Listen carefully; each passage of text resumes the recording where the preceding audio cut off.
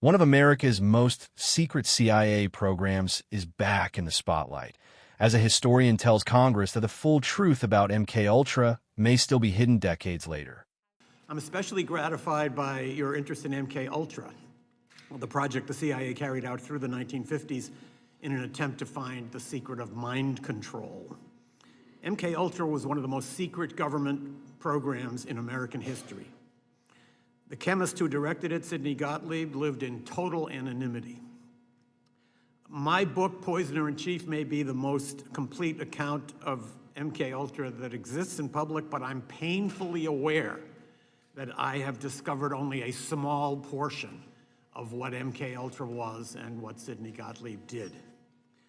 In 1951, the CIA hired Gottlieb and directed him to launch what became MKUltra. Gottlieb believed that in order to find a way to implant a new mind into someone's brain, you first had to find a way to destroy the mind that was in there already. In its search for ways to destroy a human mind and body, MKUltra conducted the most extreme experiments on human beings that have ever been carried out by a US government agency. By any standard, they qualify as medical torture. These experiments took place in prisons, clinics, and safe houses in the United States, in Europe, in Asia, and even in Latin America. Officers of MKUltra were authorized to travel to foreign countries, preferably those under formal or informal US occupation, and ask the local CIA station to provide them with expendables, human beings who would not be missed if they disappeared. Gottlieb had what amounted to a license to kill issued by the US government. Neither the number of MKUltra victims nor the number of those who were experimented to death is known. Gottlieb, as a result of this license to kill, might have been the most powerful unknown American of the 20th century. Some information about MKUltra spilled out during the 1970s, but senior CIA officers had intentionally let Gottlieb operate without supervision, so they were able to claim that they knew nothing about his excesses. This was a way for the CIA to deny its institutional role in MKUltra and to portray it misleadingly as the product of one man's sadism or excessive zeal. Investigating MKUltra is challenging because when Gottlieb and his mentor Richard Helms left the CIA in 1973, they illegally ordered that its records be destroyed. Soon afterwards, under DCI Stansfield Turner, a CIA analyst, as you pointed out, Madam Chairman, discovered a cache of MKUltra documents hidden among financial records. Turner credited that analyst with doing a very diligent job of Sherlock Holmesing. That same diligence, I believe, could bring results today. One of the great mysteries of MKUltra has to do with the death in 1953 of an MKUltra scientist, Frank Olson, who had announced his intention to quit the project. His plunge from a New York hotel room was described in the press as the suicide of an Army scientist. He was not an Army scientist. He worked for the CIA, and evidence suggests that his death may not have been a suicide. So there could be hidden documents that could illuminate this case. I would also point out that in addition to searching for unknown documents, this committee could do a tremendous service by simply asking for the end of redactions on the documents that we now have. There are reams of documents about MKUltra that have heavy sections redacted. In the 1970s, this was justified by the argument that it had only been 20 years since these terrible things had happened and revealing details might affect national security. Now 70 years have passed. That argument can no longer be valid. So I would urge this committee to try to fill out all the blank spaces in the documents that we have, because we know that is there.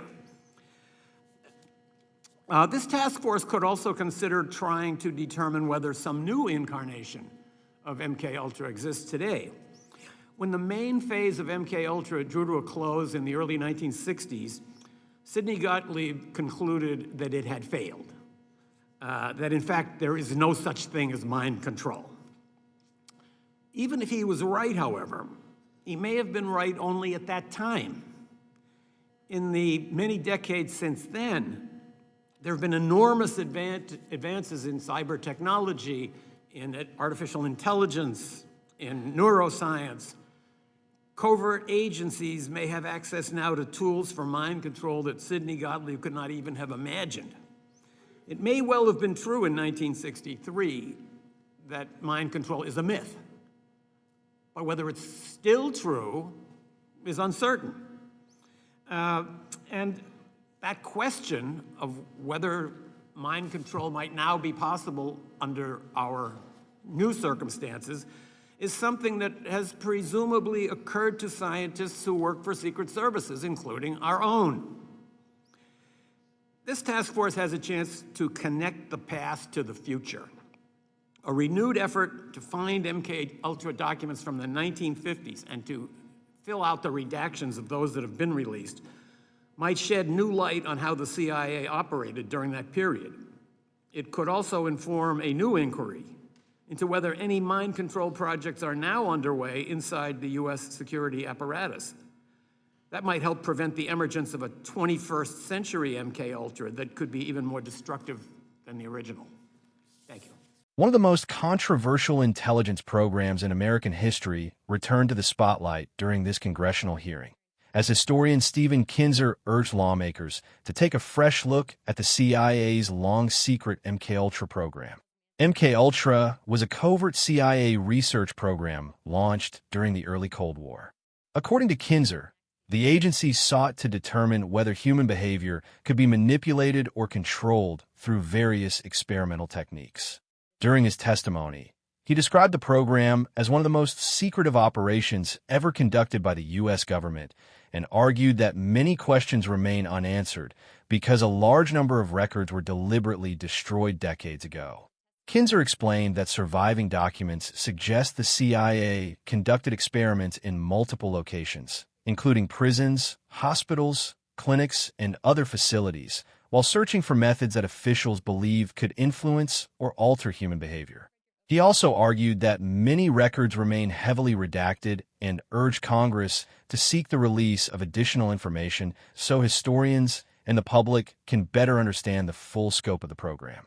Another major focus of the hearing was the 1953 death of CIA scientist Frank Olson. Kinzer testified that questions surrounding Olson's death remain unresolved and suggested that additional classified records could help clarify what happened. He encouraged lawmakers to continue investigating historical evidence rather than allowing unanswered questions to remain buried. The hearing also looked beyond history. Kinzer noted that dramatic advances in artificial intelligence, neuroscience, and digital technology have transformed scientific capabilities since MKUltra ended. While he emphasized that the original program concluded without achieving its stated objective of reliable mind control, he argued that Congress should continue overseeing intelligence agencies to ensure modern technologies are not misused.